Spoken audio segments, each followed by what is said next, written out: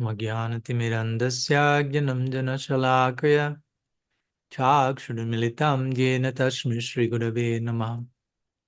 Namashreshnam Manomati Satchiputram Matrasarupam Rupam Tasyagrajamuru Matarim Gastavatim Radha Kundam Girivaram Maho Radhikamadhavasam Prapto Yasya Pratitta Kripaya Shri Gurum Tam Natasmi Vanchakalpatarubhyascha kripasindubhya cha Patitanam pavanebhyo vaishnavebhyo namo namaha.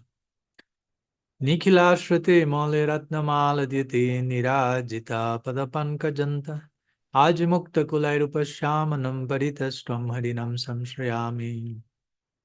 Vande Shri Krishna Chaitanya Nityananda Sahadito Godadaya Pushpavantu Chitra Sangutamanudo. He Krishna Karuna Sindhu Dinabandhu Jagatpate Gopesha Gopika Kanta Radha Kanta Namastute Radhe Vrindavana Dishe Karunamrita Vahine Kripaya Nijapadabjadasyan Mahim Pradiyatam Bhaktya Vihinaya Paradha Lakshay Chiptashakamaditarangmadhyam Kripamai tvam sharanam prapanam vrinde namaste charanarvindam vrinde namaste charanarvindam. Dandavat, bienvenidos a todos, a todas, y una vez más muy contento de estar compartiendo con todos ustedes en nuestro satsanga semanal de día domingo, al idioma español en este caso. Les envío mis saludos desde Sri Radhakunda. Me encuentro aquí durante ya prácticamente una semana, un día más, y luego continuando viaje hacia otra sección de Sri Vrindavan Dham. Así que muy inspirado estos días aquí. Como ustedes quizás ya conocen, Sri Radhakunda es descrito por Sri Rupa Goswami como el sitio más excelso dentro de todo lo más excelso. Por lo tanto, es un lugar de mucha energía espiritual que hay que también saber cómo lidiar con ello cuando uno se encuentra residiendo en un espacio de desmedida potencia. Hay que saber cómo no morir electrocutado, por decirlo de alguna manera. Hay que saber cómo internalizar el contenido que se le está queriendo dar a uno de una manera que uno pueda procesarlo, ¿no? De acuerdo a la adhikar de uno, de acuerdo a la elegibilidad, la capacidad de lidiar con la realidad. Por momentos, el contacto con la realidad puede sentirse como demasiado, no como algo malo, simplemente como un nivel de intensidad que quizás no estamos acostumbrados a manejar. Por lo tanto, gradualmente se nos invita a incrementar nuestras capacidades para conectar con la realidad del amor, la realidad del afecto, la realidad del amor divino. Tantas realidades, la realidad del sufrimiento, la realidad del dolor, de la empatía, todo puede ser too much por momentos. Y es importante cualificarnos, desarrollar capacidades para abrazar esa intensidad más profundamente. Así que estamos en satsang, como siempre, gusto de recordarles y recordarme. Eh, Satsang es un término que se utiliza muchas veces para encuentros como estos. La palabra satsanga, sat significa aquello que es real, aquello que existe, aquello que es real, aquello que es verdadero. Y sanga significa asociación, compañía, encuentro. Entonces, satsanga podría ser traducido como encuentro con lo real. Pero también la palabra sat, en sánscrito, en nuestra tradición, la palabra sadhu proviene de la palabra sat. También. Y sat significa honesto, también. Puede ser tomado de esa manera. Srila Prabhupada lo traduce de esa forma. Satam, ¿no? Personas extremadamente honestas. Entonces, sat puede referirse a la honestidad. Y sangha, de acuerdo al Bhagavad Gita, no solo significa asociación, sangha significa apego. Entonces, satsanga podría traducirse como apego a ser honestos el uno con el otro, ¿no? En un encuentro como este nos reunimos, tratamos de llegar desde un lugar honesto, desde un lugar transparente, desde un lugar vulnerable, intentando dejar los zapatos fuera del salón del templo, que básicamente implica dejar las máscaras a un lado, ¿no? Acercándonos a a un círculo sagrado, entendiendo que muchas veces los modismos o las maneras con las que nos manejamos en otras dinámicas de vida no necesariamente son necesarias aquí. No necesitamos ponernos ciertas máscaras, ciertas actitudes, sino más bien todo lo contrario. Tratar de mostrarnos lo más sinceros y transparentes posibles. Satsanga implica eso. Confrontarnos con la realidad, la disposición a que la realidad nos abrace como tiene que ser. Así que ojalá que con esta serie de encuentros podamos entre todos inspirarnos. Yo necesito inspiración sin duda alguna, así que vengo a buscar esa inspiración de ustedes. Es siempre algo recíproco, nunca es algo unidireccional, ya que la naturaleza de la realidad es relacional, todo está interconectado. Entonces, no es solamente en una dirección las cosas van, sino que es una ida y vuelta permanente, ininterrumpido. Así que un poco esa es la dinámica que intentamos construir aquí. Y bueno, me alegro, les agradezco a cada uno de ustedes por su valiosa presencia, por hacerse el tiempo, por estar presentes, por invertir su atención, su energía. Y como también comentamos unos días atrás, bueno, desde ya si tienen alguna pregunta, vamos a estar invitándolos a continuación a que hagan sus preguntas. Como Subal acaba de hacer, pueden levantar su mano digital y desde allí vamos a ir abordando cualquier pregunta que tengan. Idealmente puede ser presentada en vivo y en directo. Ustedes pueden activar el micrófono y hacerla. Aquellos que están presentes dentro de los posibles, también los invito a activar su cámara, si es que están no ocupados en algo más, como para también promover la conexión personal, máximo de nuestras posibilidades. Y bueno, básicamente vamos a estar compartiendo durante unos buenos momentos. Así que ya veo algunas manos alzadas, vamos a comenzar por allí. También tengo una pregunta que me fue enviada por alguien que no se puede conectar hoy, veremos si llegamos a abordarla. Vamos a comenzar con Subal y Gayatri, desde Roma, Italia.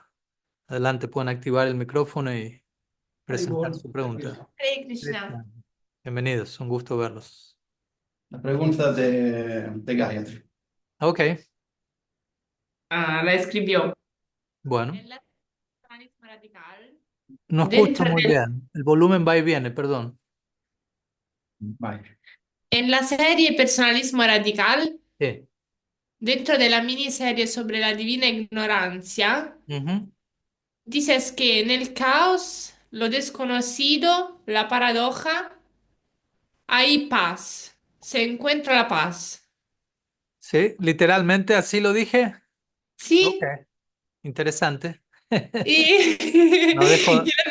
la pregunta es cómo esto es posible. Ah, gracias. Bueno, interesante. Me sorprendo incluso de lo que yo mismo escribí. Ah, en el caos y en la paradoja se encuentra la paz. Obviamente suena de inmediato a algo contradictorio.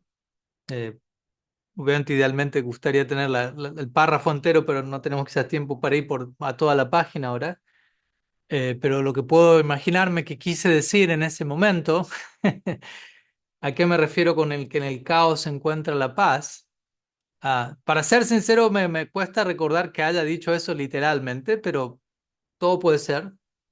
No en el libro, ¿verdad? En una clase te estás refiriendo. Ok, ok. Me imagino que en el contexto en el que lo dije, creyendo que me conozco a mí mismo y de qué lugar lo dije, es desde el lugar de que demasiado orden eh, se vuelve algo asfixiante. ¿Mm?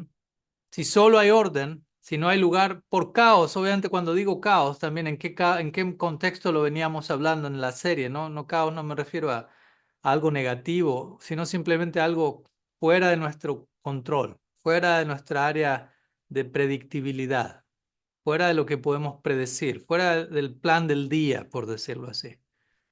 Básicamente, fuera del área de la certidumbre. Caos no necesariamente me refiero a una tragedia extrema ni nada, simplemente aquello que ocurre fuera de la agenda del día, del plan que teníamos en el día. Y la importancia de permitir eso, básicamente, ¿no? La importancia de permitir que ciertas cosas ocurran en mi vida, las cuales no estaban en mis planes, las cuales no estaban en mi agenda, pero sí estaban en la agenda de alguien más, por decirlo así. Y básicamente, en última instancia, paz no significa, mi punto es, me imagino que quise dar ese punto, mi punto es, la paz no acontece cuando todo lo que queremos que ocurra, ocurre, ¿no? Pues muchas veces tenemos esa idea. Voy a estar en paz cuando las cosas ocurran de acuerdo a mi plan. Y eso nunca va a ocurrir, ¿no? Más bien podríamos decir, la paz va a acontecer cuando acepto que las cosas no tienen que ocurrir necesariamente de acuerdo a todos mis planes. Cuando permito caos, cuando doy lugar a lo impredecible, a lo paradójico, aquello que existe más allá de mi comprensión, cuando puedo coexistir con lo que desconozco, con lo que es un misterio, cuando logro hacer las paces ¿m? con, con lo que yace más allá de mi área de control, básicamente. Allí puedo encontrar la paz. ¿M? Porque si no malinterpretamos paz, muchas veces cuando pensamos quisiera estar en paz, anhelo la paz, muchas veces pensamos, nos imaginamos un determinado escenario donde las cosas acontecen todas de acuerdo a nuestra dulce voluntad, dulce entre comillas, muchas veces no es muy dulce que digamos. Y muchas veces nuestra idea de paz implica de vuelta no estar dispuestos a cambiar, básicamente, que todo se adapte a como yo quiero para yo no tenerme que adaptar a nada o a nadie. No digo que siempre pensemos así, pero eso puede ocurrir. Entonces, en la medida que nos disponemos a coexistir con aquello que está más allá de nuestro control, y en la medida que aceptamos que la realidad funciona y opera de esa manera, podemos alcanzar la paz. A la medida que hacemos las paces con, con la realidad, con la vida, con la existencia, con la voluntad de Krishna, permitiéndole a Krishna ser quien es, permitiéndole, por ejemplo, a Krishna participar en nuestra vida, ¿no? Esa es una palabra importante. ¿Qué tanto lugar le estoy dando a Dios a que Él sea todo lo que Él quisiera ser en mi vida? ¿Qué tanto estoy abriendo la puerta a esa posibilidad? O cuando Krishna se pone demasiado, ¿cómo decirlo? Demasiado individuo, ya me siento un poco invadido y quiero que las cosas sean de otra manera como a mí me gustaría, y eso me daría paz. Pero esa no es la definición de paz que encontramos en las escrituras, ¿no? La definición de paz es más bien aceptar eh, la realidad, ¿no? No quiero decir esto una situación pasiva en donde yo no hago nada, pero sí aquellas situaciones que siento que debo hacer algo para cambiarlas, ok, las puedo hacer, pero situaciones que escapan a mi control, lograr entrar en ese espacio de aceptación y coexistir con aquello que está más allá de mi control. A eso me refiero con caos. Caos es todo aquello que yace fuera de mi área de familiaridad, ¿no? Y no estoy en contra de lo que sea familiar. De vuelta, no estoy diciendo 100% caos, ¿no? Tampoco estoy diciendo 100% familiaridad. Simple un balance, un navegar de manera balanceada ambas aguas, por decirlo así. Si algo se vuelve excesivamente caótico, desconocido, fuera de mi control en todo el sentido de la palabra, es too much, es demasiado, ¿no? Se vuelve una tortura, no puedo dar un paso básicamente, estoy demasiado abrumado por ello. Pero si algo se vuelve excesivamente controlable, predecible, es desesperante en su propia forma, ¿no? No solamente aburrido, es desesperante. Necesitamos un poco de caos, un poco de movimiento, un poco de sorpresa, de asombro, ¿no? Nuestra tradición diría rasa sar chamatkar. La esencia del rasa es chamatkar. Chamatkar indica asombro. Entonces la esencia del rasa, de la experiencia última, es asombro. Y no diría solamente la esencia última, sino el comienzo mismo de la práctica también tiene que ser una especie de experiencia de asombro. ¿Mm? Y para que haya asombro necesito permitir que algo ocurra fuera de mi área de control, fuera de lo que estoy planeando, fuera de lo predecible, en cierta medida. ¿Mm? Como personalmente gusto decir, cuando hablamos de rendición, por ejemplo, en el Bhagavad Gita 4.34, Krishna dice, Tad vidhi pranipatena, etcétera. Pariprashnena Sevaya. Él menciona estas tres etapas en relación a uno como discípulo o estudiante vincularse con un guru. Pranipat, Pariprashna y Seva, que se traduce como rendición, indagación exhaustiva y servicio, por traducirlo de alguna manera. Ahora, Pranipat o rendición, debemos entender que la rendición hacia un guru, la rendición hacia Krishna, lo que llamamos Sharanagati o entrega del ser, no debe darse a partir de temor, no debe darse a partir de presión social, no debe darse a partir de intimidación, que me tengo que rendir, no me queda otra, ¿no? Como muchas veces entendemos la palabra rendición. Estoy en un campo de batalla, estoy a punto de ser matado, tengo que sacar la bandera blanca, me rindo, ¿no? Rendición no significa eso. La rendición debe darse a partir de una experiencia de asombro, ¿no? De estar en contacto con algo que es más grande que mi persona, que me sobrecoge desde un lugar increíble y naturalmente me siento irresistiblemente atraído a rendirme a eso, a darme a eso. Es algo irresistible. De vuelta, para que eso ocurra, para que ese asombro ocurra, que es el comienzo de la vida espiritual, la rendición, la disposición a abrirme a ese llamado, llamado a la flauta de Krishna, pongámoslo de alguna manera, para eso tiene que haber algo, un elemento de sorpresa, algo que me causa asombro. Si todo es perfectamente controlado, controlable, predecible, no hay asombro, no hay sorpresa. Entonces, de ese lado enfatizo la necesidad del caos. Y caos entendido como aquello que yace más allá de lo predecible, de lo controlable, de lo imaginable, pero no necesariamente como algo malo. Y cuando logramos aceptar esa dimensión de la existencia, que en un sentido es mucho más amplia que la dimensión de lo predecible, porque lo que conocemos es muy pequeño en comparación a lo que desconocemos. Y siempre va a ser así. ¿No? Entonces, es importante aceptar ese hecho, convivir con ese hecho, y en esa aceptación hay paz. Hay paz real, hay paz genuina, la cual me va a acompañar en todas las circunstancias de mi vida. Paz no significa solamente, de vuelta, todo acontece de manera tranquila y perfecta, de acuerdo a lo que yo deseo y estoy en paz. No, paz significa, no importa lo que ocurra por fuera, ¿m? Incluso puede ocurrir algo muy difícil, muy complicado, pero hay una paz más profunda que me acompaña en todo momento, incluso en medio de una tragedia, incluso en medio de una situación completamente catatónica. Si he aprendido a coexistir con estos principios de orden y caos, digámoslo así, voy a tener una confianza muy profunda en la realidad, en cómo las situaciones, las cosas operan. Pese a que algo no lo entienda, pese a que algo escape a mi control, pese a que algo me genere mucho sufrimiento.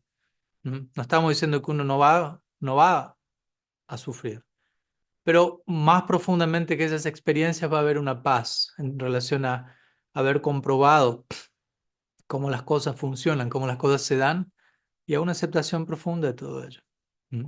Es un proceso gradual, obviamente, llegar a esa paz. E interesantemente, Krishna dice en el Bhagavad Gita, eh, no hay si queremos felicidad, primero tenemos que obtener paz. Y por paz él se está refiriendo a esto de vuelta, ¿no? Y todos buscamos felicidad, pero muchas veces si no estamos demasiado educados en qué es qué, entendemos paz, como digo, como quiero que todo se acomode como yo quisiera y pensamos felicidad como una intensidad emocional o un pico de dopamina o algo por el estilo, ¿no? Soy feliz. Pero es interesante, una vez que entendemos, por ejemplo, paz, ahora tenemos una idea más clara de qué es verdadera felicidad. Por eso Krishna dice en el Gita, primero paz, luego felicidad. En el Bhagavad Gita él dice, Bhaktaram Yaknyatapasam, Sarvaloka Maheshwaram, Suridam Sarvabhutanam, Gyatamam Shantim Rishati. Último verso del capítulo 5, Krishna está mencionando, Prabhupada llamaría este verso la fórmula de la paz. Yatomam Shantim Richati. Alguien, ¿quién alcanza Shanti? Paz. Yatomam, aquel que acepta o que entiende, que comprende estos factores. Bhaktaram Vyaknyatapasam Sarvaloka Maheshwaram Suhridam Sarvabhutanam. Yo soy el disfrutador último, el disfrutador supremo, el centro de la realidad, básicamente. Sarvaloka Maheshwaram. Yo estoy en control de todos los diferentes sistemas planetarios. Y de lo más importante, Suhridam Sarvabhutanam. Yo soy el amigo bien queriente de todas las entidades vivientes. Entonces, una vez que uno entiende esto y las implicancias de todo ello, Ñatamam Shantim Reichati, dice, uno alcanza la paz. ¿No? Una vez que uno entiende que la realidad no está conspirando en contra mío, sino a favor mío, que estoy rodeado de un espíritu bien queriente en última instancia, sin importar la forma externa de cierta situación, una vez que logro entrar en esa experiencia y aceptarla, se alcanza la paz. ¿Mm? Y como digo, muchas veces para que ello ocurra debo permitir el caos, debo permitir el desorden, llamémoslo así. Y el desorden no necesariamente significa desorden, yo lo percibo como desorden, pero el desorden es necesario para crear un nuevo orden, digámoslo así. Tenemos orden, desorden y reorden. ¿Mm? Entonces, cuando el así llamado desorden o caos llega, simplemente está invitando un nuevo orden, un nivel más profundo de orden. Y luego, con el paso del tiempo, ese nivel más profundo de orden se vuelve parte del status quo, que necesita ser sacudido nuevamente con cierto desorden para alcanzar un nuevo nivel de orden, un nuevo nivel de armonía, en las palabras de Srila Siddhar Maharaj. ¿Mm? Y así sucesivamente, ad infinitum, por siempre, ¿no? Siempre vamos logrando integrar nuevas capas de realidad y alcanzando nuevos niveles de armonía eterna. Así que algunas ideas sobre esta idea de cómo el caos puede generar paz en nosotros, por decirlo así, cómo alcanzar la paz a través del caos. Así que muchas gracias por la pregunta, Gayatri. Espero que se Gracias haya a ti. entendido. Sí, sí, sí. Bueno, muchas gracias. Un gusto verlos ambos por allí. Gracias. Bueno, seguimos. Aquí de fondo están haciendo, estamos, el lugar donde me estoy dando, donde estoy transmitiendo, muy cerca de Radha Kunda. De hecho, aquí moviéndome por la ventana se puede tomar darshan en Radha Kunda y todas las noches hay mucho kirtan, especialmente hoy es domingo, así que digo, por si a veces me acerco un poco a la pantalla porque están sonando varias otras cosas al mismo tiempo y puedo tener dificultad en escucharlos. Vamos con la siguiente pregunta. Bhakta Prem desde Lima, Perú. Adelante. Maharaj, Tandavas, buenos días. Mi pregunta era, ¿cómo amar en uno lo que Dios ve en mí? O sea, ¿cómo puedo amar lo que Krishna ve en uno, ¿no? Eso usted nos lo mencionó y quisiera, ¿cómo descubro eso, ¿no? ¿Cómo se Mm, descubre? ¿Me entiende? sí, creo creer que sí. ¿Cómo amar en uno lo que Dios ve en uno?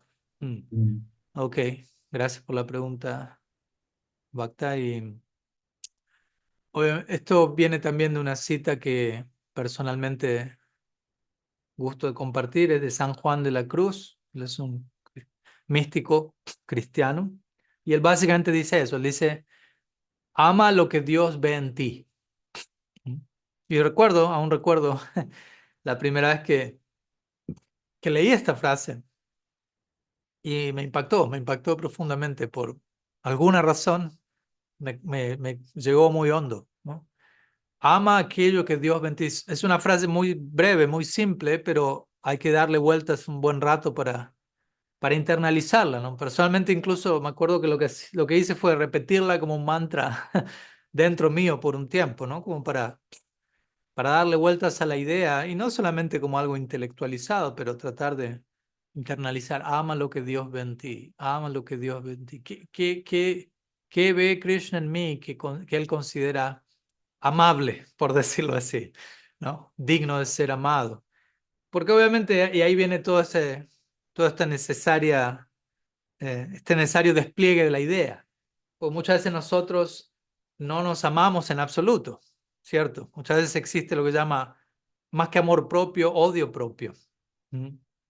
No digo en todos los casos, pero en los tiempos actuales que vivimos es un fenómeno natural, ¿no? Las personas que se odian a sí mismas, o digámoslo así, creen que se odian a sí mismas en la situación condicionada en la que se encuentran. Porque en última instancia el alma no se puede, el alma no puede odiar al alma. Pero bueno, nos sobreidentificamos con lo que no somos y no logramos conectar con nuestra verdadera identidad y odiamos eso o rechazamos eso. Muchas veces nos decimos cosas a nosotros mismos en nuestro fuero interno que jamás nos atreveríamos a decirle a ninguna otra persona, ¿no? Y quizás, y eso que le decimos cosas a otras personas, o eso que en nuestra propia mente proyectamos catálogos y etiquetas hacia otros no muy generosas, pero muchas veces cuando nos llega el turno a nosotros mismos, eh, reservamos lo peor del menú para nosotros mismos, por decirlo así. ¿Por qué eso ocurre en cada caso? Ya eso necesita una elaboración y un seguimiento personal, ya que cada uno de nosotros viene con su propia historia y de qué lugar no logramos tener un fuerte sentido de la autoestima o el amor propio. Cada caso es diferente, pero es algo importante abordar y algo importante aclarar en nuestra tradición, porque a veces puede pensar que quererse a uno mismo es una forma de narcisismo o no es lo suficientemente humilde, es una forma de ego, uno solamente debe amar a Krishna. A veces he escuchado esas nociones exclusivistas, digámoslo así, ¿no? En donde la meta de la vida es amar a Krishna, sí, pero ¿qué es Krishna? ¿No? ¿Qué tanto podemos hablar de Krishna sin hablar de todo lo demás? ¿No? ¿Qué tanto podemos hablar de todo lo demás como absolutamente desconectado de Krishna? ¿Qué tanto es eso realmente posible? No es posible. Todo existe enraizado en el ser supremo, en el centro supremo. Entonces, si yo digo amar a Krishna, automáticamente eso implica amar todo lo que está conectado con Krishna. ¿Y qué es todo lo que está conectado con Krishna? Todo, incluyéndome a mí mismo, ¿no? Pues muchas veces somos lo suficientemente capaces de decir, ok, amo a Krishna, todo lo conectado con Krishna, pero de alguna manera yo soy la excepción a la regla. Hacemos esa excepción varias veces, ¿no? Y tratamos de amar y de servir, de dar en todas las direcciones con una excepción, nosotros mismos, ¿no? Esa es la prueba final que nos toca pasar. Entonces, de ese lugar, santos como San Juan de la Cruz dirían, ama aquello que Dios ve en ti. ¿Mm? Y obviamente la pregunta es, ¿qué ve Dios en uno? ¿No? ¿Qué encuentra el digno de ser amado? Y en pocas palabras la respuesta es lo que tú eres, quién tú eres, eso es lo que Él ama. No es que Él encuentra algo en tu persona que Él ama un 2-3% y el resto de la ecuación es descartable por completo. No, porque primero tengo que entender lo siguiente. Cuando hablamos de Krishna, cuando hablamos de Dios, como queramos llamarlo, todas las tradiciones teístas coinciden en esta conclusión: Dios es amor. La Biblia lo dice, nosotros lo decimos a nuestra manera, Rasa Vaisaha.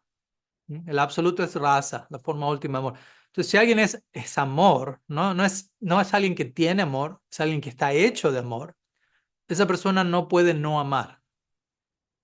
Es una limitación que tiene, si queremos llamarlo de esa manera. ¿No? Dios no puede no amar. Obviamente, estamos todos celebrando esa limitación aquí.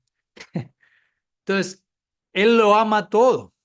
Obviamente, la forma que el amor toma es diferente, ¿no? Él ama nuestro ser como alma espiritual y quizás aquellas cosas que nosotros realizamos en nuestra vida que no son tan iluminadas o que son incluso causa de sufrimiento. No estoy diciendo que Krishna las ama desde el lugar de celebrarlas y promoverlas, pero las ama desde un lugar de profunda compasión al ser testigo de nuestra ignorancia y del sufrimiento que eso genera.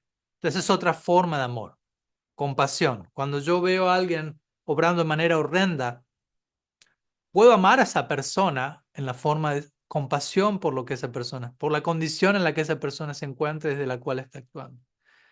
Entonces, desde ese lugar, Krishna lo ama todo, pongámoslo de esa manera. Aunque el amor tome diferentes formas, sigue siendo amor. Entonces, no es que le encuentra algo en nosotros que, ok, bueno, esto se puede amar, pero la mayoría no. ¿Quién somos nosotros? Alma espiritual. Y el alma espiritual es divina, pura, trascendental, y Krishna la ama plenamente, la considera en sus palabras. Bhagavad Gita, capítulo 2, verso 29, si no me falla la memoria. Él utiliza el término Ascharyavat 3 veces en ese verso. Ascharyavat, Ascharyavat, Ascharyavat. Ascharyavat se traduce como maravilloso, refiriéndose al alma.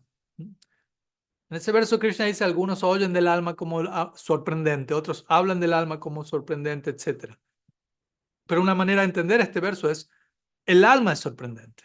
El alma es sorprendente, el alma es sorprendente. En otras palabras, Krishna le está diciendo, tú eres maravilloso, tú eres sorprendente, tú eres increíble. Ascharya en sánscrito también significa sorprendente, milagroso, choqueante, choqueantemente sorprendente y milagroso. Algo así. El alma es, ¿no?, descomunal. Básicamente es lo que Krishna está diciendo en ese verso a cada uno de nosotros, ¿no? Tú eres descomunal, tú eres un milagro, tú eres sorprendente, tú eres increíble. 3 veces. ¿Mm? No le podemos argumentar a Krishnaji. No podemos decir, tengo un mejor argumento, Krishna, no estoy de acuerdo. Todo el Bhagavad Gita va bien, pero hay un verso que hay que editar. No podemos decir eso. La manera en la que estamos siendo vistos por el absoluto es la manera como nosotros deberíamos aprender a vernos a nosotros mismos, ya que como Dios nos ve es la visión más clara y certera. O sea, aprender a verlo todo a través de los ojos divinos. Esa es la manera más clara y certera de verlo todo, porque esa es la visión más iluminada que podemos encontrar. Entonces, en el Bhagavad Gita encontramos cómo el Ser Supremo nos ve, qué es lo que él elige decir al vernos, Astaryavat, 3 veces. Sorprendente, maravilloso. Entonces, hay lugar para yo aprender a... O sea, yo puedo llegar a decir eso sin estar incurriendo en, en narcisismo alguno, ¿no? Podemos decir, soy maravilloso. Quizás si sentimos la necesidad podemos aclarar rápidamente, soy maravilloso, pero yo no soy mi propia creación, ¿no?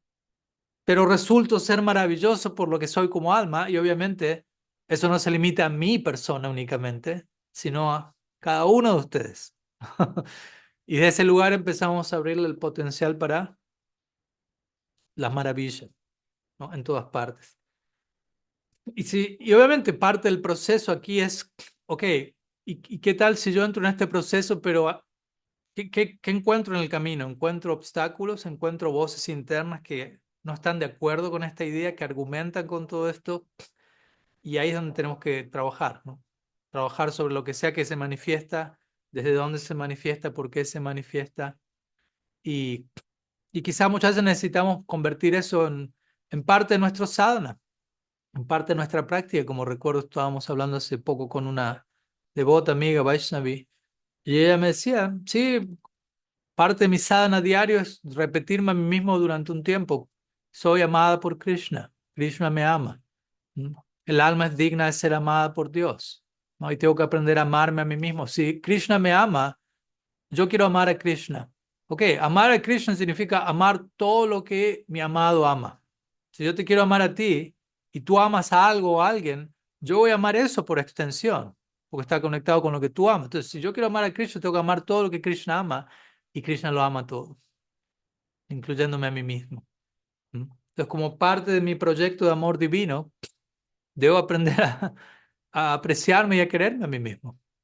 ¿Mm? Como recuerdo, hace unos meses hicimos un podcast al inglés con Mahatma Prabhu, un discípulo de Srila Prabhupada, que también suele hablar bastante acerca del tema de amor propio, etcétera. Desde este marco, amor propio en el Bhakti, como esta serie de charlas que dimos hace unos meses al español. Y él mencionaba, daba este tipo de pauta. Trátate a ti mismo como si tú fueras tu mejor amigo, ¿no? ¿Cómo tratarías a tu mejor amigo? Ok, ahora trátate a ti mismo de la misma manera. Y obviamente muchas veces en el ejercicio uno cae en cuenta, bueno, yo no me estoy tratando a mí mismo como si fuese mi mejor amigo, ¿no? ¿Y qué estoy haciendo para promover eso, ¿no? Como el Bhagavad Gita, ¿no? El Bhagavad Gita dice, capítulo 6, verso 6, Mandurat matmanastasya janatmaivat manajitaha anatmanastu satrute varte tatmaya pasatruvat. La mente puede ser el mejor amigo o el peor enemigo, dependiendo si está controlado o no. Ahora, muchas veces yo he visto en el discurso Gaudiya Vaishnava, crítica constructiva, hablamos de la mente como el peor enemigo y nunca, no hablamos demasiado de la mente como potencialmente el mejor amigo. Entonces, al hablar en exceso de la mente como el peor enemigo, simplemente la mantenemos como el peor enemigo, en lugar de hablar sobre la posibilidad del peor enemigo convirtiéndose en el mejor amigo, ¿no? Si no insistimos en ese potencial, en esa posibilidad, eso nunca va a ocurrir. ¿Me explico? Si mi narrativa oficial es la mente descontrolada es esto y me llevo aquí y las consecuencias de una mente fuera, ok, se entiende. Pero Krishna está diciendo, el potencial es también que se vuelva tu mejor amigo. Pero hay que hacer algo para que eso ocurra, no acontece automáticamente. Entonces, de la misma manera, si yo me miro a mí mismo y puedo quizás concluir, ojalá que no, pero en algunos casos concluir, "Mm, yo soy mi peor enemigo. Al menos así es como me trato, en ocasiones tal vez, al menos. Ok, potencialmente soy mi mejor amigo. En la versión ideal, yo soy mi mejor amigo. De vuelta, no en un lugar narcisista, del marco en el que lo estamos explicando. ¿Qué puedo hacer para promover ese tipo de experiencia? ¿Qué puedo hacer hoy, ahora, para promover ese tipo de relación? ¿Cómo me puedo empezar a tratar amistosamente? Igual, y de una manera que no sea narcisista, que no sea autocentrada, que no sea egoísta, que incluya a todos. Y yo también estoy incluido en ese todo. ¿Mm? De vuelta, eso requiere pensamiento, reflexión, oración. ¿Mm? ¿Qué podemos hacer hoy para acercarnos a esa idea? Y mañana y pasado. Y todo eso se vuelve parte de nuestro sadhana. ¿No? Quizás reflexiones diarias, oraciones, afirmaciones, como uno también hay lugar, hay espacio para uno ser creativo en el sadhana de uno. ¿No? No es que debemos limitarnos a, ¿cómo decirlo? Ok, sadhana se refiere únicamente a cantar mis 16 rondas, hacer el arti en la mañana, leer el Srimad Bhattan, a mí no estoy en contra de nada de eso, obviamente, por las dudas, aclaro. Pero hay espacio para la creatividad y para encontrar espacios de oración, de reflexión, en direcciones que sentimos que nos están ayudando, que nos están sumando, ¿m? Básicamente. ¿M? Así que, en fin, algunas ideas al respecto, Bhakta Prem. Espero que sume, que te sume y que no sume, ya que siento que igual es un tema muy, muy universal, ¿no? No es algo limitado a una persona, ¿no? Y una idea más que quiero comentar, y con esto pasamos a Badrik y su pregunta. Porque el otro día estaba hablando con una hermana espiritual y, y ella me estaba compartiendo cómo había tenido una serie de días duros en términos de cómo se estaba tratando a sí misma, ¿no? Y cómo internamente llegaba mucho autocastigo. Y hablábamos de cómo la importancia cuando eso llega, uno de los elementos que suman es no limitar esa experiencia a nosotros mismos. En otras palabras, en lugar de decir, yo me odio a mí mismo y aislarme a mí mismo en esa experiencia, entender, existe el odio a uno mismo, ¿no? Como presentarlo como una condición universal que básicamente nos afecta a todos a nivel colectivo. Y yo soy parte de eso, ¿no? En lugar de, eso me está pasando únicamente a mí ahora, porque eso genera un aislamiento en esa condición que empeora la situación. ¿Se extiende la idea? Como si yo estoy sufriendo. Todos nosotros sabemos qué significa sufrir.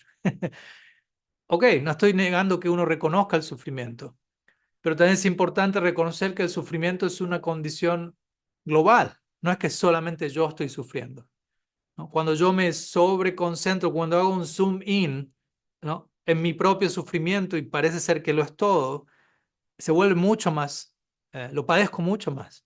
Cuando logro hacer zoom out hacia afuera y entiendo el sufrimiento es una condición global, colectiva, universal, y estamos todos en ese viaje, en esa experiencia, estamos todos compartiendo este tipo de experiencias, se vuelve mucho más sobrellevable, ¿m? Se vuelve mucho más realista, puedo tener más compasión por mí mismo, por los demás. No es, uy, solamente yo estoy atravesando esto. Debo ser tan malo, tan mala persona para yo estar experimentando. Pero cuando entiendo esto es algo presente en todas partes, normalizo en un sentido la situación y logro tener más compasión por mí mismo y por los demás que están atravesando esa misma situación.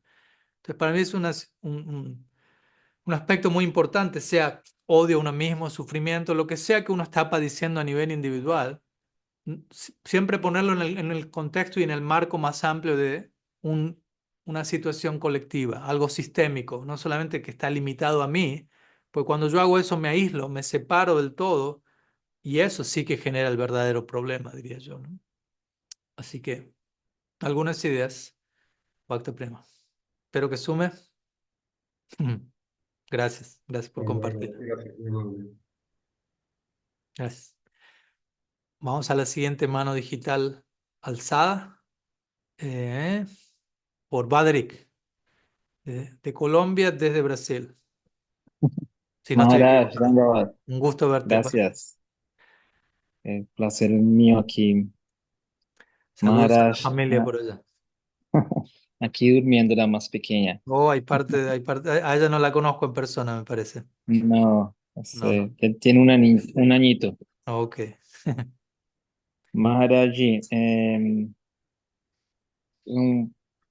hay una parte como de la relación y toda esta parte de los razas, santa, neutralidad, dacia, como servicio, sumisión, ese desinterés, como Prabhupada dice, servicios sin esperar algo a cambio, ese saque hacia relación de igualdad y, y ahí se complica un poco la cosa cuando viene este Madhurya y no hay condiciones más a la vez. Veo que son las anteriores, como que parece que es un encuentro de las anteriores y, y aún más se complica la cosa cuando viene esta parte de audaria, que aún se vuelve un poco más, poco de percibir para mí como si fuera algo espontáneo, algo más natural, ni como cada uno es de su rol.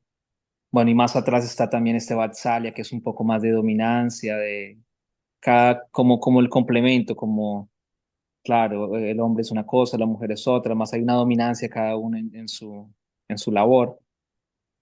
Y me preguntaba es, ¿cómo podría ejemplificar un poquito más esa maduria, esa audaria? Y también me preguntaba hace un momento sobre si podría tal vez, no sé si recuerdas la historia de Madhu y Kaitava, si tal vez tenga alguna relación con esta palabra de maduria, si nos Ujú, podría ampliar un poquito más sobre esto, maduria y audaria. ujú, ujú. Ok.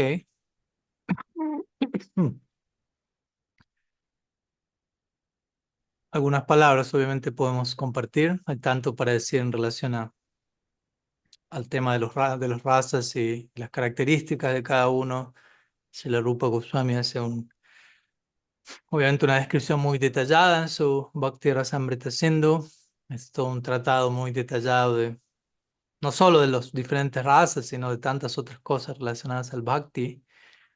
Em, pero en breve podríamos decir, y como él mismo lo describe, si estamos hablando de Santa, Dasya, Sakya, Vatsalya y Madhurya, relación, si se quiere, neutral, servidumbre, amistad, paternal, conyugal.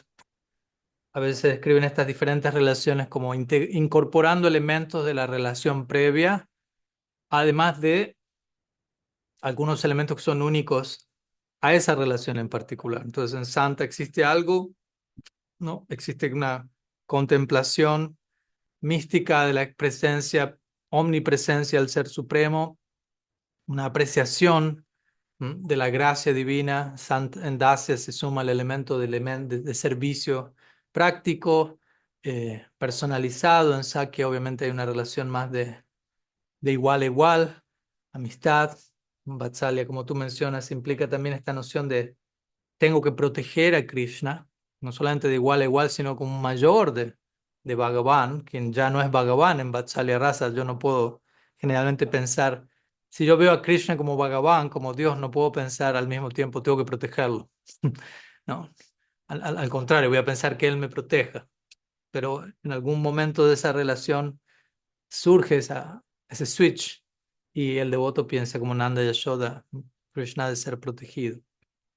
Y Madhurya Rasa obviamente incluye el elemento de la intimidad romántica, si se quiere, y ofrecer incluso el cuerpo de uno, la identidad de uno para el placer de Krishna en un marco conyugal.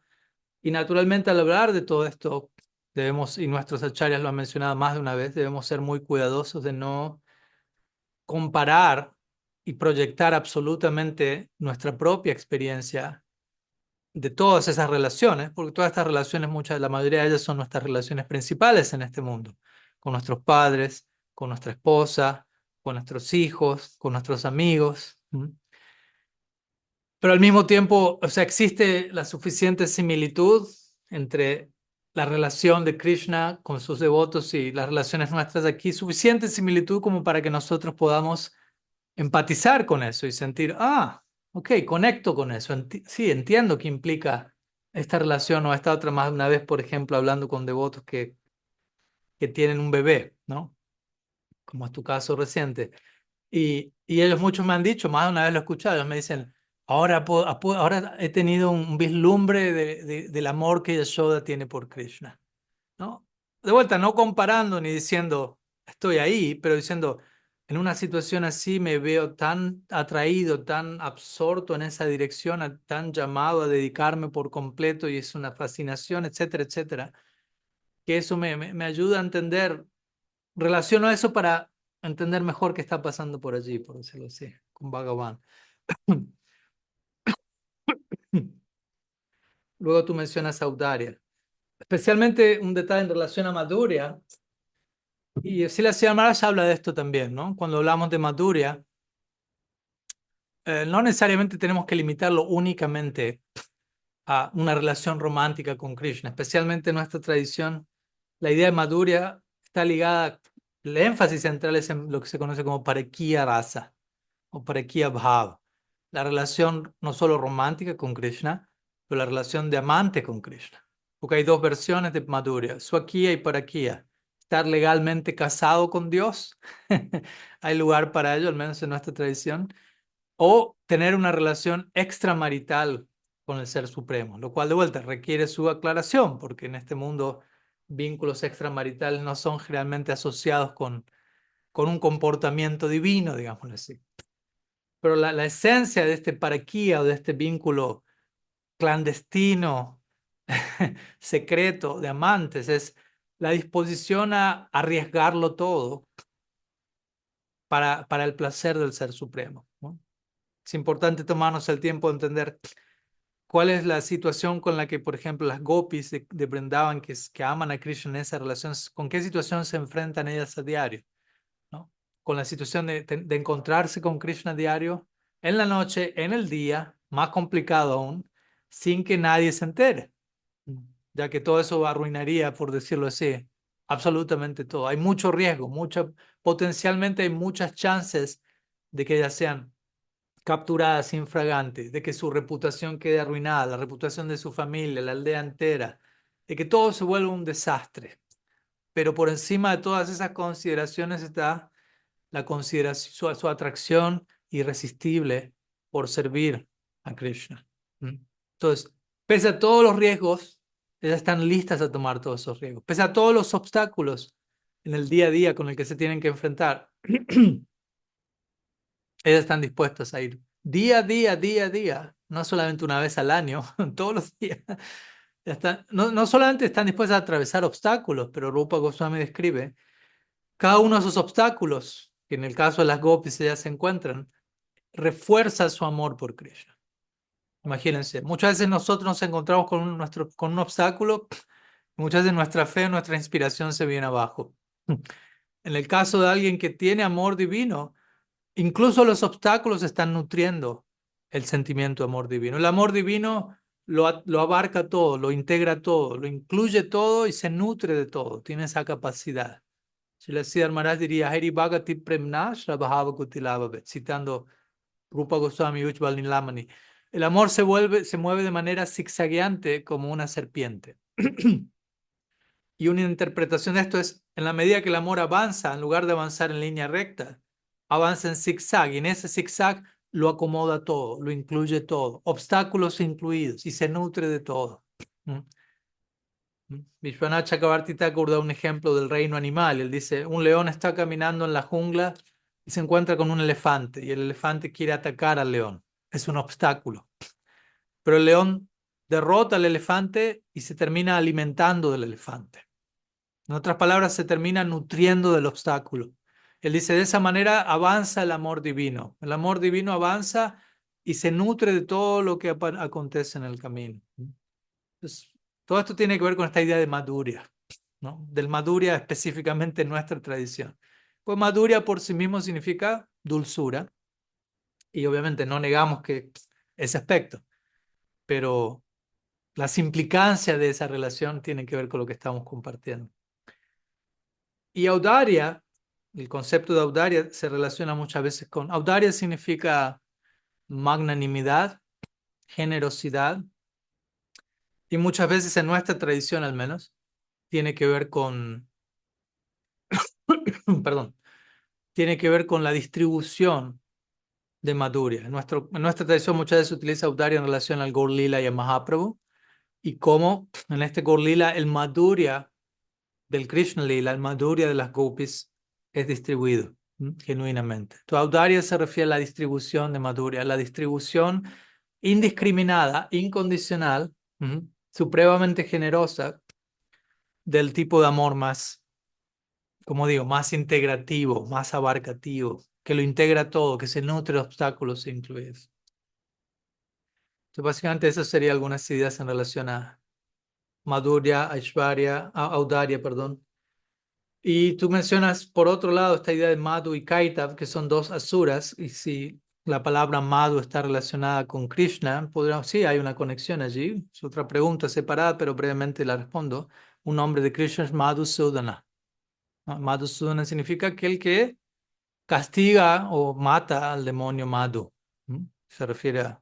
Obviamente hay varias otras interpretaciones de Madhusudan y varios otros nombres de Krishna relacionados a la palabra Madhu, porque Madhu también significa dulzura, significa vino, se refiere a una sustancia dulce, intoxicante. ¿Mm? Entonces hay diferentes nombres de Krishna que hablan de él como, que se refieren a Krishna como un abejorro, básicamente, alguien que toma el néctar el polen de la flor, ¿no? Que toma la esencia, el polen de la... A veces se compara esto poéticamente. Krishna es comparado a un abejorro y el corazón de sus devotos es comparado a una flor de loto, ¿Mm? Abierta, floreciente, con néctar y polen dentro. Entonces Krishna se ve, el abejorro Krishna, ¿Mm? Se ve atraído al néctar, al polen del amor divino en el corazón del loto del devoto. Y Krishna entra como un abejorro en ese corazón y comienza a nutrirse de ese polen. Y eventualmente el loto se cierra, como suele ocurrir todos los días, se abre y se cierra. El loto se cierra, pero Krishna se encuentra totalmente intoxicado por el amor divino que está bebiendo y permanece dentro, atrapado dentro del corazón del loto de ese devoto. No abandona el loto. El abejorro generalmente toma un poco y se va. Pero en este caso se dice, Krishna entra en el corazón del devoto, prueba el néctar del amor divino, el loto se cierra, Krishna queda atrapado allí por siempre. Y se da el ejemplo de que el devoto de la misma manera es un abejorro, probando el néctar del corazón de Krishna. De la misma manera, el loto se cierra y cada cual queda atrapado en el corazón del otro. Esto es lo que dice el Srimad Bhattan, noveno canto. Famoso verso Sada Hridayam Mayam Sadunam Hridayam Tuham. Madanyatena Jananti Manastevyo Chanagapikri. ¿No? Krishna dice, yo soy el corazón de mis devotos, ellos son mi corazón. Yo no conozco a nadie más aparte de ellos no conocen a nadie más aparte de mí. Entonces, una declaración muy extática de Bhagavan hablando de su enamoramiento, ¿no? Para con sus devotos. Y el nombre Madhu tiene mucho que ver con eso, ¿no? Con cómo el Ser Supremo queda intoxicado, ¿no? Por el néctar del amor divino. ¿No? El Vishnu Sahasranama, los 1000 nombres de Vishnu que aparecen en el Mahabharata, uno de los nombres de él es, no me llega el nombre ahora, pero básicamente es un nombre que significa eh, borracho. ¿No? Es un nombre de Dios, es borracho. Pero de vuelta, ¿qué tipo de embriaguez? La embriaguez producto del contacto con el amor divino. Entonces adoramos a un Dios embriagado, si se quiere, ¿no? Entonces, algunas palabras en relación con la idea de Madhu también. Muchas gracias por la pregunta, las preguntas, Badarik. Un gusto verte. Espero que hayas sumado. Y bueno, vamos a una siguiente pregunta que veo que está llegando desde Buenos Aires por Ciro Dakasai Vishnu Prabhu.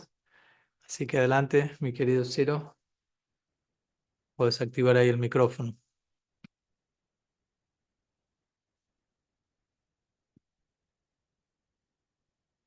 Por el momento no te escucho, Ciro. De hecho, me parece que lo perdimos de conexión.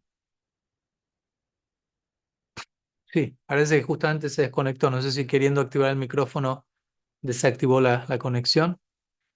Ah, mientras tanto, ya que estamos, se da de esta manera, voy a la pregunta que me fue enviada por escrito. Vamos a abordarla por Durga desde Uruguay, que me comentó que este fin de semana, no sé, el anterior y este no se va a poder conectar y me solicita lo siguiente. Dice, me gustaría que expresara algún pensamiento hacia esta celebración que se aproxima, la Navidad, que si bien es cristiana, creo que nos invita a conectar directamente con el corazón, la entrega y el amor divino. Mm. Así que voy a mencionar algunas breves palabras al respecto y luego vemos si Ciro Prabhu se vuelve a conectar y si hay alguna otra pregunta. Todavía nos queda un poco de tiempo. Entonces, hoy 15 de noviembre tenemos sí, casi unos 10 días más o menos hasta la celebración de Navidad, que obviamente en tierras occidentales, en donde la mayoría de nosotros nos encontramos, es una celebración muy, muy importante. Aquí en India también, en varias partes, obviamente, no es que no existe el cristianismo en India o no existen hindúes que no celebran la Navidad por el hecho de que no sean cristianos, también aquí existe. Y personalmente, obviamente, soy alguien que tiene mucha afinidad con el cristianismo místico. Porque muchas veces cuando decimos cristianismo, también muchos de nosotros, cada cual tiene su idea de qué es el cristianismo, y muchas de nuestras ideas no son las más favorables porque no están relacionadas con los aspectos más sustanciales de una tradición, y más bien con representaciones desvirtuadas de la tradición, con los aspectos más masivos de una tradición que generalmente no suelen ser los más místicos y profundos, y eso se aplica a nuestra tradición también. Y, pero existe un lado del cristianismo, o el cristianismo, llamémoslo así, original, profundo, eh, que es supremamente místico, ¿no? Que es muy profundo en términos de oración, de práctica, de descripciones de las experiencias de los santos. Si uno se toma el tiempo de conocer la vida de grandes santos de la tradición cristiana, antiguos, contemporáneos, uno queda conmovido, uno puede darse cuenta que hay algo real. Y personalmente tengo una conexión muy profunda con el cristianismo místico. Personalmente me he visto muy nutrido e inspirado por ellos en muchas épocas de mi vida muy necesarias, y me han esa inspiración me ha ayudado a redescubrir el Gaudiya Vaishnavismo de muchos lugares. Porque en última instancia, todas estas tradiciones místicas también van de la mano en tantos aspectos, ¿no? Entonces, de ese lado también, personalmente, no me gusta decir, ok, yo soy Gaudiya Vaishnav y no soy cristiano. Personalmente no siento esa expresión como ah, saludable para mí, al menos. Estoy hablando por mí aquí. ¿No? Hay lugar para uno sentirse cristiano y sentirse Gaudiya Vaishnava, aunque incluso haya ciertas diferencias doctrinales entre una tradición y otra, etcétera, etcétera. Por lo tanto, en relación a la celebración, y si la Prabhupada y tantos otros acharyas, ellos también han mostrado apreciación, ¿no?, por la vida y el mensaje de Jesús. Y hay tantas cosas que encuentran sus paralelos en tantos aspectos que son sorprendentes. ¿No? Interesantemente, no sé, no voy a entrar en detalle con ello ahora, pero algo que viene inmediatamente a mi mente, me recuerdo cuando estábamos conversando con Padre Richard Rohr, monje franciscano, amigo mío también, autor reconocido, y muy amplio, muy dinámico. Él habla de la conciencia de Krishna, él habla de diferentes tradiciones en sus obras, y él tiene un libro que se llama La Danza Divina, y en donde él describe a Dios como una danza circular, ¿no? En el término en el cristianismo antiguo es pericoresis, que de allí viene la palabra coreografía en el español. Y pericoresis significa una danza circular. Y obviamente, hablando con él, yo no pude evitar decirle, bueno, en nuestra tradición también tenemos esa noción, ¿no? Rasa lila, ¿no? La danza rasa de Krishna con la gopi es una danza circular, indica este movimiento continuo, no circular en términos de monotonía, pero más bien como espiral. Hay un círculo, pero es un círculo que se va expandiendo ilimitadamente y habla de una interacción, un movimiento, un flujo continuo de amor divino. Y elementos muy similares como esos, en donde encontramos paralelos que son sorprendentes. Entonces, para mí la Navidad obviamente es una celebración que tranquilamente podemos incluir en nuestro calendario. Nadie está forzado a hacerlo, pero tampoco nadie está forzado a no hacerlo. ¿Mm? Conozco muchos Gaudiya Vaishnavas que sienten una conexión muy profunda, sea con Jesucristo, sea con la Madre María, sea con San Francisco de Asís, sea con un autor o santo en particular. Y ellos sienten que nutren su sendero, que brinda claridad, que brinda matices, que complementan con la contribución del Gaudiya Vaishnavismo. Y de ese lugar, obviamente, hay lugar para celebrar la existencia y la aparición de una personalidad como Jesucristo. La Navidad básicamente implica eso. Así como nuestro calendario Vaishnava, celebramos la aparición, desaparición de diferentes gurús, acharyas, santos, grandes personalidades. Eh, no hace daño incluir a otras personalidades que sentimos la inspiración de hacer parte de nuestras vidas. Sea en la tradición cristiana, sea en otra tradición. Conozco santos y grandes personalidades de distintas tradiciones y celebrar su aparición obviamente no está limitado a un día al año, pero es un recordatorio intensivo para mantener presente en nuestra mente el ejemplo y vida de alguien como Jesucristo, que era alguien totalmente no conformista, por decirlo así, que viene a romper el statu quo, que viene a desafiar las estructuras religiosas establecidas del tiempo y a denunciar las diferentes evasiones espirituales y zonas de confort creadas incluso en el nombre de lo espiritual, con todo el riesgo que eso implica. Hace un rato estábamos hablando del riesgo implícito en el amor de amante de las gopis. Bueno, ser un profeta, como Jesucristo lo fue y tantos otros, profetas, alguien que habla, que representa la voluntad divina, es algo riesgoso, ¿no? No nos ha de extrañar que la mayoría de los profetas fueron matados, básicamente, o si no, no matados, perseguidos y torturados. ¿No? Porque hablar la verdad tiene su precio, hablar la verdad invita al cambio, a la transformación, y muchas veces las masas no están muy dispuestas a eso. Muchas veces las masas tienden hacia el conformismo, tienden hacia la complacencia, tienden hacia aquello que no me invita al cambio. Y Jesucristo viene a establecer, como él dice, no estoy diciendo, trayendo algo nuevo, simplemente estamos recordándonos de qué va la ley universal última, ¿no? Es un recordatorio de los principios universales, nosotros lo llamaríamos Sanatan Dharma, ¿no? En nuestra tradición, Sanatan Dharma, básicamente la religión eterna, ¿no? Muchas veces en relación a la espiritualidad de India se utiliza el término hinduismo, pero no es un término para nada acertado, diría yo, ¿no? Aunque no tengo problema en usarlo, pero el punto es que hinduismo no existe en las escrituras, no es un término que aparezca en el Shastra. Y el hinduismo da esta noción de lo que sea que acontece en India en términos de espiritualidad, hinduismo. Pero uno va a India y varias cosas están aconteciendo en términos de espiritualidad. No podemos reducirlo a una sola cosa.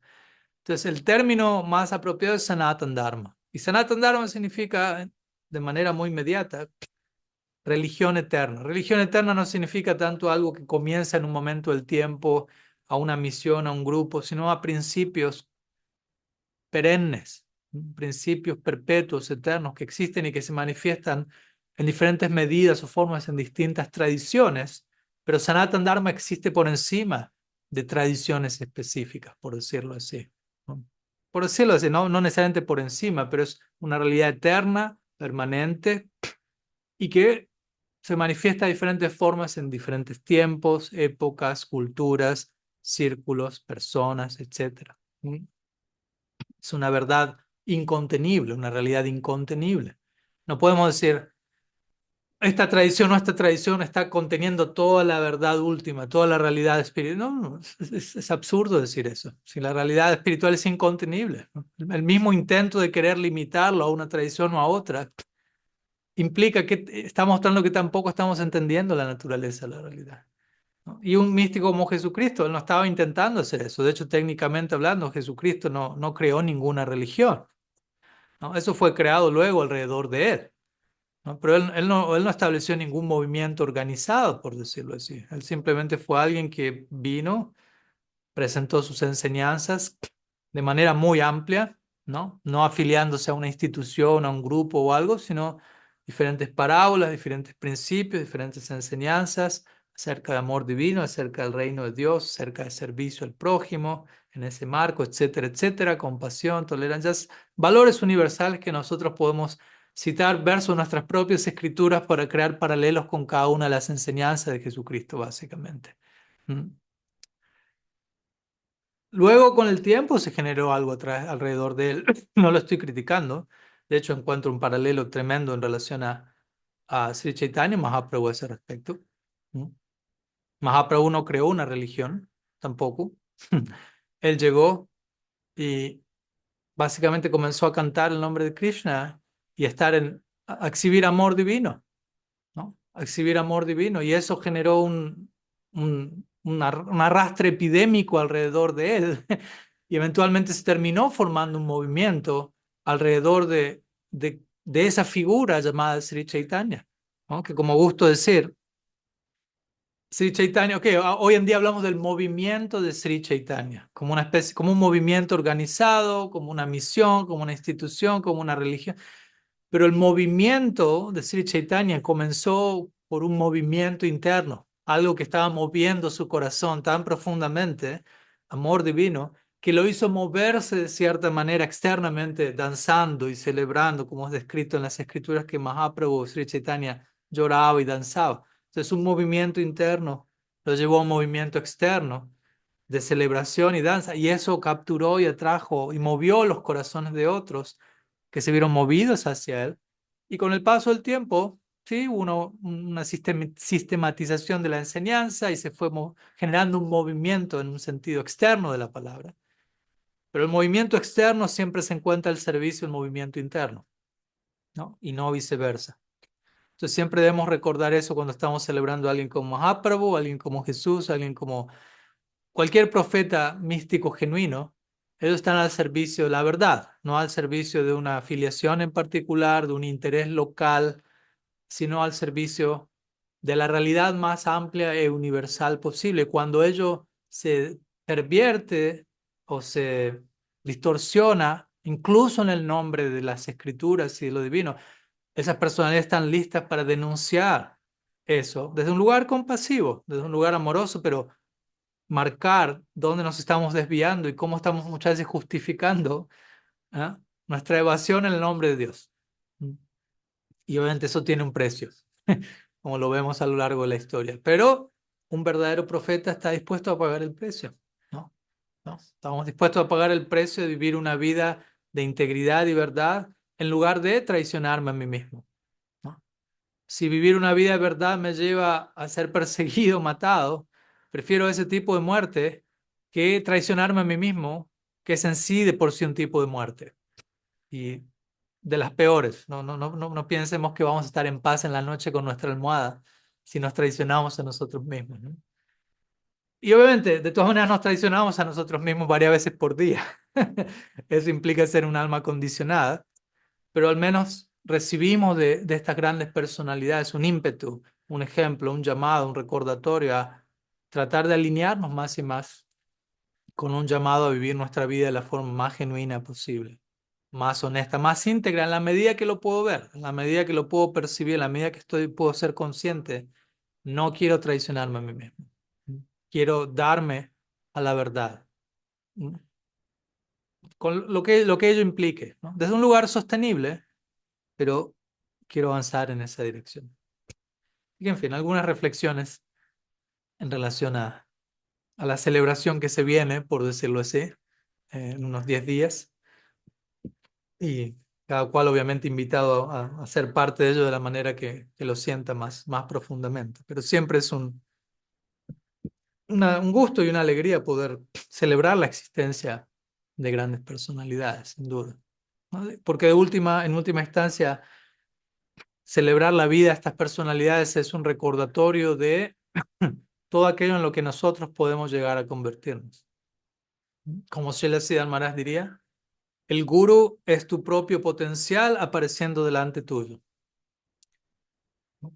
Ok, un gurú, un maestro, un profeta, usemos la palabra que queramos, es una persona individual y es increíble, gloriosa y hermosa en sí misma, pero al mismo tiempo hay un mensaje que me está siendo enviado a través de esa persona, ¿no? Esas grandes personalidades me están reflejando, tú también puedes volverte todo esto. No es que esta grandeza o este estilo de vida increíble y noble e íntegro está reservado para unos pocos y el resto estamos destinados a ser ordinarios, por decirlo así. Ordinarios y conformistas y complacientes e hipócritas y dualistas. No, no, ojalá que no, ojalá que ese no sea el caso, estar destinados a eso. Entonces estas grandes personalidades nos vienen a mostrar, muchas veces silenciosamente, sin decir nada, simplemente con su ejemplo de vida, a mostrar, a empoderarnos, diciendo, tú también estás siendo llamado en esta dirección, en la forma particular que tenga que tomar tu vida en particular, pero todos estamos siendo llamados a desarrollar nuestro potencial. Quizás en cómodas cuotas, día por día, no de un momento al otro, pero sentir ese llamado y participar de ese llamado y ojalá poder vivir nuestros días con esa sana indagación, ¿no? Ok, un nuevo día, una nueva chance de ahondar en el potencial que me acompaña, en volverme todo lo que puedo llegar a ser hoy. ¿Mm? Mañana será otro día. ¿Mm? Así que para mí también celebrar Navidad o celebrar de vuelta la aparición de cualquiera de nuestras personalidades, no solamente qué tan glorioso eres tú, Jesucristo, qué tan glorioso eres tú, Gurudev, santo, glorioso, ya, sino también a qué me está invitando esa persona a mí, ¿no? No sobre glorificar al otro como la estrategia perfecta para yo no tener que hacer lo que a mí me corresponde. ¿Me explico? Porque muchas veces eso puede pasar. En el nombre de llegar a estos días y glorificar a alguien, lo hacemos de una manera en donde toda la gloria va al otro, todo lo avanzado y elevado y todo el compromiso va al otro y yo muestro una forma de falsa humildad en un sentido. O si yo soy tan bajo y tan caído, no, yo no tengo nada que ver con eso, tú eres el grande, el glorioso, todas las glorias de ti, yo, pero en verdad esa personalidad me está tratando de decir, no, tú también, ¿no? Tú también estás siendo llamado e invitado a ser parte, ¿m? De esto. Así que creo que es una manera comprometida de participar de estas celebraciones, no solamente qué lindo Jesucristo, sino qué tanto yo estoy embebiendo ese espíritu y volviéndome yo mismo, ¿no? Cristificado, por decirlo así, como en algunas tradiciones lo van a mencionar. Porque tanto yo me estoy comprometiendo con el ejemplo que esa persona me da, con el mensaje y las enseñanzas, que tanto estoy abrazando eso. Esa es la verdadera glorificación, en mi opinión, la verdadera celebración de Navidad o de la aparición de grandes personalidades. En fin, algunas reflexiones. Y veo que Siddhartha Sai Vishnu está de regreso, levantando su mano digital. También veo un mensaje que dice, no logro activar el micrófono. No sé si estamos actualizados y ahora sí se puede activar el micrófono. Ah, ahí pude Sí, conectarlo, me parece. ahí se pudo. Un gusto Muchas verlo. gracias. Disculpe. No, por favor. Estos días me crucé con un proverbio que me dejó dándole vueltas mucho en distintos aspectos así de la vida, entre ellos el aspecto devocional de uno. La frase dice, sol todo el tiempo hace un desierto. ¿Puedes repetir la frase que no escuché la primera parte? Sol todo el tiempo hace un desierto. Suelto, ¿cuál es la Sol, primera? sol, sol, el sol, Sí, sol todo el tiempo hace un desierto. sol todo el tiempo hace un desierto. Sí. Ok, ok. Y bueno, me pareció algo que me dejó dándole muchas vueltas y bueno, en Mm, el aspecto de la parte devocional de uno, pensé en la enredadera de la devoción, si se le puede llamar así a ese aspecto devocional que uno eh, tiene y pensaba como a veces uno peca por un entusiasmo que no, que muchas veces no va de la mano del adicar que uno tiene ujú, y quizás está sobreregando la enredadera y sin criterio y a veces como hay plantas que no necesitan un riego tan constante o un tipo de riego en especial y de tanto darle lo termina secándose esa enredadera mm, por uno no tener el criterio para dosificar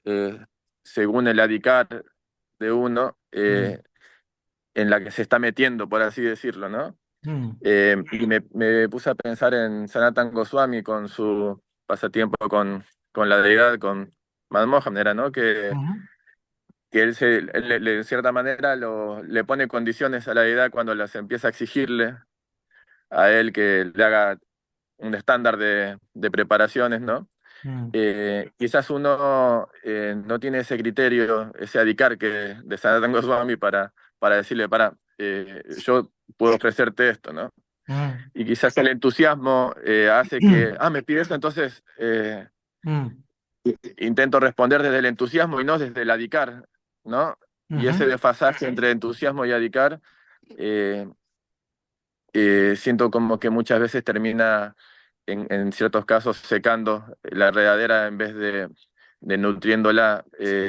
Entonces, mm, ¿cómo lograr tener esos cuidados para que no haya una sobreexigencia? Porque también Krishna tiene un aspecto harí, ¿no? Que también cuando ve un entusiasmo, como que tiene esa cosa de empezar a robarle a su devoto, empezar a, a ponerle pruebas que quizás, de vuelta, el adicar y el entusiasmo no van de la mano, y las buenas intenciones careciendo de quizás mm, un contexto también de vida que ujú, pueda estar a la altura de ese entusiasmo. Y bueno, cómo lograr eh, ese equilibrio, porque yo como que siempre que leo esa frase entiendo como que la respuesta es equilibrio, ¿no? Para que, porque solo tanto sol genera un desierto, entonces como que es necesario un equilibrio para que no se seque, y cómo encontrar el equilibrio en ujú, en el proceso para que no se seque la enredadera, ¿no? ujú, ujú. Perdón, que fue muy larga, me extendí quizá mucho en la No, pregunta. no, por favor. Gracias, gracias, Ciro, gracias por la pregunta. Ah, bueno, aprecio por empezar el proverbio, ¿no? Si solo hay sol, nos termina quedando un desierto, ¿no? Y obviamente hay varias maneras en las que uno puede interpretar ese proverbio en sí, ¿no? La necesidad de sombra, la necesidad de lluvia, la necesidad de tormentas, como parte del viaje y que nutre nuestro viaje, ¿no? No es que todo tiene que ser, ¿no? Súper inspirador y súper quillay en todo momento. Hay momentos de oscuridad, momentos de incertidumbre y todo eso es necesario para matizar el viaje, digámoslo así. Muchas veces en el nombre de la vida espiritual consideramos como que nos volvemos junkies, como adictos a, a que todo sea favorable y extático y súper positivo, por decirlo así. Cuando viene algo de dolor o algo de negatividad o algo de incertidumbre, es como, no, que esto se vaya cuanto antes posible, pero todo eso también es parte de la nutrición de la enredadera, ¿no? Yendo a la analogía de la enredadera, pues muchas veces consideramos, ok, lo que nutre la enredadera, de vuelta, ¿cómo lo interpretamos nosotros? Podemos pensar, ok, hay que nutrir la enredadera del bhakti. Mahaprabhu da esta analogía, ¿cierto? ¿No? Como la semilla y se riega y si hay que erradicar las malas hierbas, llamémoslo así, y gradualmente el brote empieza a surgir y crece y termina creciendo hacia arriba y hacia abajo, idealmente, y termina afianzándose a los pies del otro Radha Krishna. Y a veces podemos interpretar que el regado de esa enredadera es en términos de sol, ¿no? Siguiendo el proverbio, en términos de entusiasmo, aquello que me entusiasma, hay que hacerlo lo más posible. Y cuando algo viene que no me entusiasma, hay que erradicarlo cuanto antes. Y el punto es que a veces mi interpretación de qué es lo que me entusiasma y lo que no me entusiasma muchas veces no es muy madura y muy profunda, ¿no? Muchas veces lo que nos entusiasma puede ser supremamente evasivo, ¿no? Y muchas veces yo busco simplemente, entiendo por entusiasmo de vuelta un pico de dopamina, ¿no? Y entusiasmo tiene que ser algo, la palabra entusiasmo, ya que estamos con etimología, entusiasmo implica inteos, ¿no? Inteos quiere decir con Dios dentro. Entonces, que algo me entusiasme en el marco de lo que estamos hablando es algo que me tiene que llevar a esta conexión, a esta presencia del Ser Supremo dentro de nosotros, ¿no? O de vuelta, muchas veces algo externamente entusiasta, que parece entusiasmo, me termina distrayendo de mi conexión con el Ser Supremo. Y muchas veces una situación de dolor y de sufrimiento, en el cual yo quizás no diría estoy súper entusiasta en ese momento, pero me arroja a un área fuera de mi zona de confort, como hablábamos en la primera pregunta, y me mantiene abierto a la presencia divina desde un lugar sin precedentes. Personalmente hablo por lo que es mi experiencia propia. Muchas veces, como si lo nuestro día a día, si no estamos yendo en una si no estamos en una situación mm, que nos sacude la estantería, generalmente operamos desde un lugar muy predecible, con ciertas ideas, con ciertas nociones, con ciertos parámetros, y muchas veces hace difícil percibir la presencia divina, que yace más allá de lo predecible, que yace más allá de la certidumbre. Y muchas veces cuando una situación nos desordena, eso nos invita a estar completamente abiertos. Y todo eso está regando la enredadera. Ese es mi punto, ¿no? Porque a veces entendemos por regar la enredadera solo hacer ciertas cosas que yo interpreto como entusiasmo, ¿no? Eso también es un punto que quiero mencionar. Y obviamente en lo que en relación a lo que tú mencionas, usas la palabra adhikar, que adhikar para aquellos que no saben significa, se traduciría como elegibilidad o la capacidad que uno tiene para hacer algo, ¿no? Y como hablábamos también al comienzo, hoy, que hablamos que muchas veces la realidad es intensa, la intensidad de la realidad, hay que saber hasta dónde podemos lidiar con eso. Entonces, eh, es muy importante, y al comienzo quizás no tenemos ese discernimiento, al comienzo con buena intención, pero con cierta inmadurez, ah, nos incurrimos en una sobredosis de entusiasmo, podríamos decir, ¿no? Y, y terminamos regando la enredadera, si seguimos esta analogía, más de lo que necesitamos, porque, ok, arrojamos agua a la enredadera, pero tenemos que permitirle a la enredadera darle un tiempo para que absorba el agua. No, no es simplemente seguir arrojando, pero qué tanto estoy procesando lo que estoy recibiendo. Entonces, de la misma manera, en el día a día, en el caso de nuestra tradición, tenemos ciertas prácticas que son comparadas al regado de la enredadera, ¿no? Y uno ora, canta los nombres de Krishna, escucha las escrituras, se asocia con practicantes y tantas otras cosas. Entonces, todo eso es regar, regar. Pero también de vuelta tengo que permitirme un tiempo para procesar el regado, ¿no? Entonces yo estoy cantando, yo estoy orando, yo estoy... No es que, ok, tenemos que seguir haciéndolo ininterrumpidamente lo más posible sin espacio de por medio, así no dejamos de regar la enredadera y cuanto más la regamos mejor. No, no, puede haber una sobredosis de regado que termina matando la enredadera. Podemos inundar, ¿no? El vecindario entero, por decirlo así, nuestro apasionamiento por nutrirlo todo. Entonces, nutrir no significa solamente regar. De vuelta, nutrir también significa no regar. Pero mientras no hay regado, hay otro proceso dándose en ese momento. Hay asimilación, hay digestión, ¿no? Sería el mismo ejemplo de comer, ¿no? Comer es necesario para la supervivencia, pero existen muchas buenas razones para parar de comer en ciertos momentos. ¿No? Pues si yo sigo comiendo y sigo comiendo y sigo comiendo y no hay fin a eso, me termino matando a través de la comida, ¿no? Entonces, como, me nutro, pero luego es el momento de dejar de comer y entrar en el siguiente proceso que es digestión, asimilación, nutrición. Eventualmente voy a volver a comer, ¿no? Entonces, de la misma manera, el regado de una planta sigue esos mismos tiempos. Entonces, yo siento que es importante y aprecio la pregunta, Ciro, porque muchas veces no se enfatiza tanto los espacios de asimilación y simplemente se enfatizan los espacios de regado, ¿no? Aunque se entiende que uno no puede estar cantando Hare Krishna 24 horas al día literalmente, pero a veces se enfatiza o se habla de la importancia y lo bueno de la práctica, pero los espacios de regado, perdón, de asimilación, también son un aspecto de la práctica. Aunque externamente parece ser que no estoy haciendo nada, estoy procesando el fruto de mi canto, estoy reflexionando sobre lo que estudié, sobre lo que escuché, estoy internalizando la experiencia que tuve, ¿no? Por fuera parece pasivo, por fuera parece no hay riego, estoy perdiendo el tiempo, no, no, estoy actualmente incorporando ese regado, enraizándolo. Entonces sí, estoy de acuerdo que debemos ser cuidadosos y aplicar un discernimiento. No hay una fórmula mágica de cómo hacerlo, pero más bien hablar de estos temas y volvernos conscientes de que eso existe, de que hay un espacio para el regado, por decirlo así, la alimentación, hay un espacio para la digestión, la asimilación, la reflexión, la aceptación de lo que estoy recibiendo. ¿Lo estoy aceptando o no lo estoy aceptando? ¿No? También eso es importante, ¿no?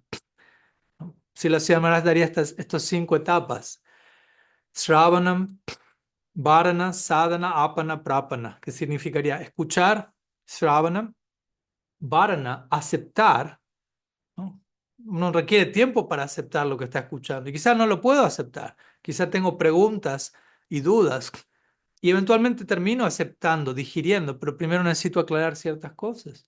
Eso para mí tiene que ver con esta etapa de asimilación, ¿no? Shravana, escuchar; Varna, aceptación, ¿no? De vuelta, integrar, internalizar, digerir; Sadhana, práctica, que luego practico lo que acepté en base a lo que escuché. Luego apana significa realización de la práctica. Ahí viene otra vez este proceso de asimilación, ¿no? De vuelta, estoy escuchando de alguien, como ahora está ocurriendo. Ustedes están escuchando a mí. Yo aquí no estoy, y ojalá yo escuchando a ustedes también, yo no estoy pretendiendo que ustedes acepten todo lo que yo digo de manera absoluta y ciega. Entonces, ustedes están escuchando. Luego viene varna, aceptación. ¿Están abiertos a aceptar o están abiertos a no aceptar? Y pueden tener consultas y preguntas. Eso implica, de vuelta, asimilar lo que están escuchando. Aceptación. Si tienen preguntas y son satisfechas, luego lo aceptan. Sadhana, quizás llevan a la práctica aquellas cosas que escucharon. Pero luego de practicar, hay que procesar lo que se está practicando. Apana, realización. Y luego prapana, dice, compartir eso con otros. Solamente puedo extender a otros aquello que primeramente recibí, acepté desde un lugar genuino, ¿no? Llevé a la práctica, realicé, internalicé, vivencié, se puede volver un regalo para otros. Así que sí, todos somos invitados a ejercer ese ejercicio en nuestro regalo de la enredadera del Bhakti, ser muy cuidadosos de no terminar ahogando la planta en el nombre de excesiva nutrición, excesiva nutrición. Así que gracias por la pregunta, Ciro. Y obviamente mucho más se puede decir, pero ya estamos casi en horario aquí. Así que voy a cerrar, pero si no se me vayan, esperemos un momento. Concluimos aquí la sesión, al menos oficialmente. Sri Sachinandan Gaur Hari Ki Jai, Sri Harinam Prabhu Ki Jai, Gaur Bhakta Vrinda Ki Jai, Gaur Premanand Hari Bol.